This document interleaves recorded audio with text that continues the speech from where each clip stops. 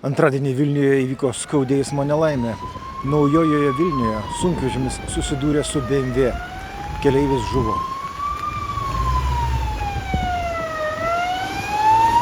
Vilniaus pakraštyje, čia Naujoji Vilniuje yra Pramonės gatvė. Žiauri avarija įvyko, susidūrė sunkvežimis Mercedes-Benz Actros ir BMW automobilis lengvasis. Buvo pranešta gelbėtojams, kad gali būti prispaustų žmonių. Įvykio vietoj ugniagesiai rado pirminiais duomenimis vieną prispaustą žmogų, antras lyg ir buvo iškritęs, bet tai kartoju, tai yra tik pirminė informacija.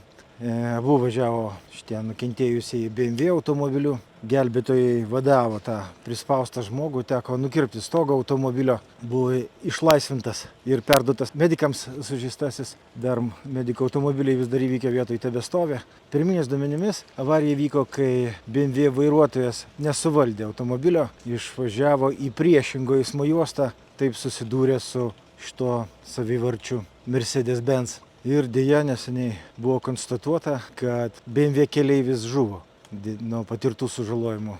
O vairuotojas nukentėjo lengviau, jis dar yra medikų žinioje, globoje. Pramonės gatvė yra uždaryta, eismas į abi pusės yra draudžiamas, dirba policijos pareigūnai.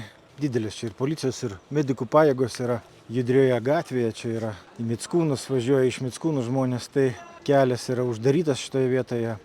Automobiliai apsisukinėja, ieškodami aplinkelio. O šita nelaimė įvyko prie degalinės Jozita, kad lengviau būtų orientuotis. Galite įsivaizduoti įvykio vietą.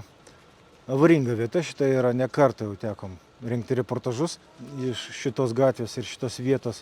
Įkalnė, posūkis, kelias sukasi, dar lyjo eismo įvykio metu. Ir tai gal prisidėjo.